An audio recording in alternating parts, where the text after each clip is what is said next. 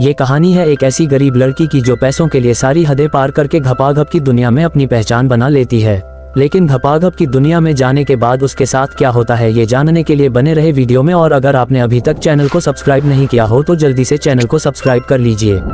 Movie की starting में हम इस मूवी की में एक कैरेक्टर एमी को देखते हैं जो कि अपनी मोम से ब्यूटी कॉन्टेस्ट में जाने के लिए पैसे मांगती है, लेकिन उसकी मोम उसको पैसे देने से मना कर देती है क्योंकि वो बहुत गरीब थे। पैसे कमाने के लिए एमी अपने ही मोहल्ले के कुछ सटोरियों के पास जाती है और उनके साथ जुआ खेलने लगती है, लेकिन उसके पास फिर से पैसे कम पड़ जाते हैं। तो एमी पैसों के लिए अपने कपड़े उतार देती है और उन लड़कों से कहती है कि अगर तुम मुझे और पैसे दो तो मैं अपने सारे कपड़े उतार दूंगी। लेकिन उन लड़कों की बदकिस्मती थी कि उनके पास पैसे नहीं होते, इसलिए एमी जीते हुए पैसे लेकर वहाँ से चली जाती है और ब्यूटी कॉन्टेस्ट में भाग लेती है। एमी जब वहाँ वॉक करती है तो उसकी सील टूट जाने की वजह से वो गिर जाती है, जिससे सभी लोग जो उसका मजाक बनाते हैं। ये देख एमी बहुत दुखी होती है क्योंकि उसके पास नई सैंडल खरीदने के पैसे नहीं होते। दुखी होकर एमी वॉशरूम में जाकर रोने लगती है। तभी एमी को वहाँ एक आदमी मिलता है जिसका नाम त्रिवेदी था। वो एना को शांत करके उससे दोस्ती कर लेता है और एमी को खाना खिलाने ले जाता है। वो खाना खा रहे होते हैं तभी वहाँ मारिया आती है जो कि मिस ब्यूटीफुल थी। एमी उसे देखकर कहती है कि मुझे भी तुम्हारे जैसा बनना है और बहुत सारे पैसे कमाने हैं। तो मारिया बताती है कि मिस ब्यूटीफुल बनने के लिए मैंने कई सारों की रातें रंगीन की है, तब जाकर मैं यहाँ हूँ। मारिया एमी को अपना कार्ड दे कहती है कि अगर तुम्हें भी पैसे कमाने हैं तो मुझसे कांटेक्ट कर लेना। ये कहकर मारिया वहाँ से चली जाती है। जिसके बाद त्रिवेदी एमी से कहता है कि अगर तुम्हें बहुत सारे पैसे कमाने हैं तो तुम्हें मेरे साथ ओयो में चलना होगा, और आपको तो पता है ओयो में क्या होता है।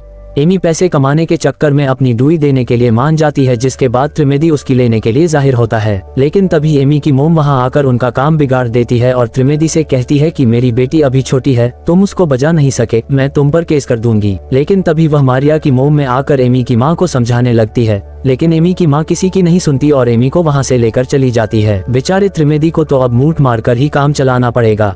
उधर एमी की मोम एमी से कहती है कि तुम्हें अगर अपने सपने पूरे करने हैं तो मेहनत करके करो, ना कि किसी को अपनी देकर। और एमी की मोम एमी को लेकर वापस अपनी सिटी की तरफ निकल जाते हैं। लेकिन एमी को तो पैसे कमाने थे, इसलिए वो बस से उतर जाती है और यहीं पर एमी की नई लाइफ शुरू हो गई थी। इसके बाद हम एमी को मारिया और उसकी मोम के साथ देखते हैं। दरअसल मैं मारिया और उसकी मोम लड़कियों का धंधा करती थी और वो एमी को भी कॉल गर्ल बनाना चाहती थी। जिसके बाद मारिया एमी को एक रूम में भेजती है जहां त्रिवेदी था, जिसके साथ एमी को घपाघप करना था, जिसके उसको अच्छे पैसे मिल रहे थे। तो एमी भी त्रिवेदी के साथ घपाघप कर लेती है, जिसमें एमी को भी बहुत मजा आने लगता है। जिसके बाद मारिया की मॉम एमी को पैसे कमाने लिए टिप्स देती है, जैसे कि तुम्हें तो तुम उससे अलग अलग पोजीशन के पैसे लो यार, इतना तो आप लोग समझ ही गए होंगे। खैर मूवी पर आते हैं। इसके बाद एमी बहुत अच्छे से कॉल गर्ल का काम करती है और वो कई सारे लोगों के साथ गपागप करती है, जिससे एमी बहुत सारे पैसे कमा लेती है। ये पैसे क्या क्या करवा देता है। इसके बाद ये सभी पार्टी करते हैं जहाँ इनको कई सारी लड़कियाँ दिखाई देती है जो कि देखने में रसियन जैसी लग रही थी,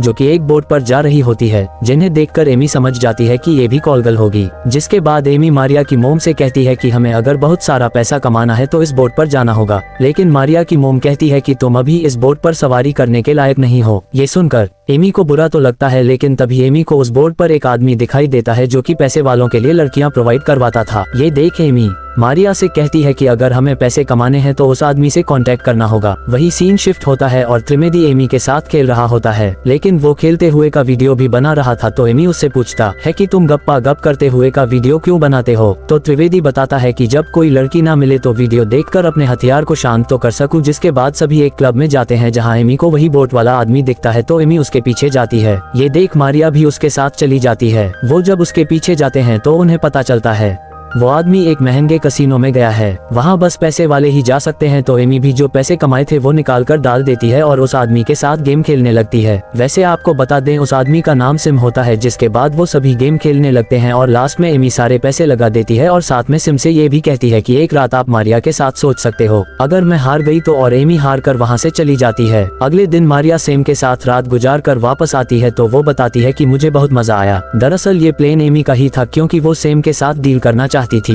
मारिया बिना पैसों के अपनी देकर आई थी, इसलिए उसकी मोम बहुत गुस्सा होती है। अगले दिन एमी और मारिया उसकी मोम के साथ होटल छोड़कर जा रहे होते हैं। तभी होटल का मैनेजर आकर एमी से कहता है कि सेम आपसे मिलना चाहते हैं। वो तीनों सेम से मिलने जाती है और मारिया की मोम सेम से बात करने की ट्राई करती है, लेकिन सेम बूढ़ी को भाव नहीं देता क्योंकि उसे तो एमी में इंटरेस्ट था। एमी सेम से पूछती है कि मारिया के साथ तुम्हारी रात कैसी रही। तो सेम बताता है कि मारिया की डुई बजाकर मजा आ गया। जिसके बाद सेम एमी को बताता है कि मैं बड़े लोगों के लिए खूबसूरत लड़कियां प्रोवाइड प्रोवाइड करवाता हूँ और मुझे कई सारी लड़कियों की जरूरत होती है, इसलिए सैम एमी से डील करके उसे लड़कियां लाने की बोलकर वहाँ से निकल जाता है। इधर एमी मारिया और उसकी मोम के साथ लड़कियों का इंतजाम करने लगती है, लेकिन वो सारी लड़कियां ऐसी है कि उनको देखकर किसी का भी हथियार खड़ा ना हो, इसलिए एमी उन लड़कियों को रिजेक्ट कर देती है। तभी मारिया बताती है कि उसका सिलेक्शन मैगजीन के फ्रंट पेज के लिए हो चुका है, जिसके बाद एमी और मारिया फोटो शूट करवाने के लिए जाते हैं, जहाँ मारिया अच्छे पोज देती है जिससे हथियार खड़ा हो सके। तभी एमी की नजर वहाँ रखी एक बुक पर जाती है जिसमें सारी मॉडल और टीवी एक्ट्रेस के नंबर थे, तो एमी उस बुक को रख लेती है।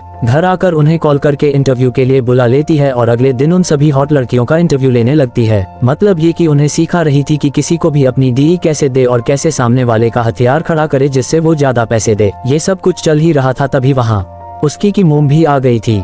उधर कुछ लड़कियां तो मना करके जाने लगती है, तभी एमी की नजर उसकी मोम पर जाती है, लेकिन उसकी मोम को सब कुछ पता चल गया था कि एमी इतने सारे पैसे अपना खाता खुलवाकर कमा रही है। एमी अपनी मोम को समझाने लगती है, लेकिन एमी की मोम उसकी एक नहीं सुनती, तो गुस्से में एमी भी बोल देती है कि आपने भी तो कई बार अपनी गुफा में उस मैनेजर को सुलाया है जिसके यहाँ आप जॉब करती थी। ये सुनकर तो उसकी मोम को और ज्यादा गुस्सा आ जाता है और वो एमी के मुंह पर पैसे फेंक कर चली जाती है, जिससे एमी काफी सैड हो चुकी थी। तो मारिया एमी को चुप करवाती है और एमी को बताती है कि उसका बाप तो उसके साथ गलत काम किया करता था, इसलिए उसकी माँ ने उसे कॉलगर्ल बना दिया। तो एमी बताती है कि ये मर्द जाति ऐसी है, कहीं भी हॉट लड़की दिखे तो साले उसकी लेने की सोचते हैं। वही सीन शिफ्ट होता है और हम देखते हैं कि एमी ने सैम की जरूरत के ही हिसाब से रसियन जैसी लड़कियों का इंतजाम कर लिया था, जिसमें नाम की वेटर भी थी जो अपने बॉयफ्रेंड के लिए पैसे कमाने के लिए एमी की टीम में शामिल हो चुकी थी। जिसके बाद सभी लड़कियां फ्रांस पहुंच जाती हैं और जाकर वह सैम से मिलती है। सैम उन्हें कुछ रूल्स बताता है कि यहाँ स्मोक करना मना है और कोई भी लड़की गेस्ट को सेक्स करने के लिए आगे से नहीं बोलेंगे जब तक कि गेस्ट अल्टीमेट होने की नहीं बोलते। जिसके बाद सारी लड़कियां होटल के लग्जरी रूम में जाती है, जिसको देखकर वो सभी खुश थीं। कैमली थोड़ी सैड होती है क्योंकि उसने पहले कभी ऐसा काम नहीं किया था, लेकिन एमी उसे समझाती है कि हमें इसके लिए बहुत सारे पैसे मिलेंगे। वैसे भी तुम अपने बॉयफ्रेंड को तो अपनी फ्री में देती हो, लेकिन यहाँ तुम्हें डुई बजवाने के बदले पैसे मिलेंगे। ये सुनकर कैमली भी मान जाती है, जिसके बाद सभी तैयार होकर बाहर जाती है, जहाँ उनकी पार्टी का होस्ट सेंटिनो और उसके 2 भाइयों से मिलती है। जिसके बाद ये सभी मिलकर पार्टी करते हैं और ये लड़के सारी लड़कियों का खाता खोलते हैं। खाता खोलते हुए मैं दिखा नहीं सकता और ये सभी खूब एंजॉय करते हैं। सेंटिनो को कैमली पसंद करती है, इसलिए सेंटिनो कैमली को अपने रूम में लेकर जाता है और किस करते हुए कैमली को बजाने लगता है। कैमली सेंटिनो की प्यास बुझाने के बाद अपने रूम में जाती है, जहां वो एमी को बताती है कि सेंटिनो बहुत अच्छा है, उसने मुझे खाना बनाकर खिलाया था। इन सब से कैमली बहुत खुश थी।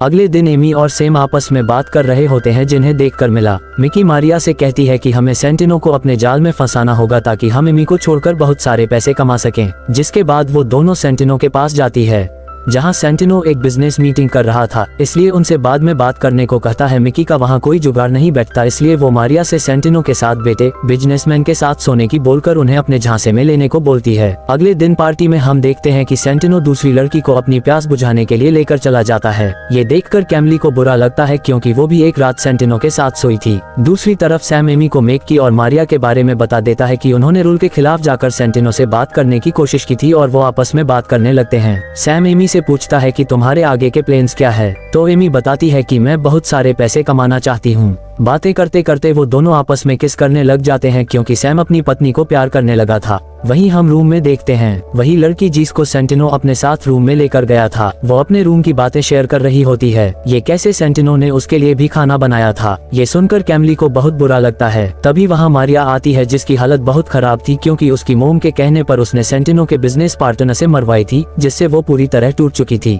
जिसके बाद सेंटिनो एमी को अपने पास बुलाता है और एमी को अपने भाइयों से मिलवाता है, जो एमी को गिफ्ट भी देते हैं। फिर सेंटिनो एमी से कहता है कि मैं तुम्हारे काम से बहुत खुश हूँ, इसलिए तुम मेरी पार्टी के लिए 50 और लड़कियों का इंतजाम करना। लेकिन वो मिकी और मारिया को अपने साथ पार्टी में लाने के लिए मना कर देता है। जिसके बाद एमी मिकी और मारिया को सेंटिनो की बताई हुई बात नहीं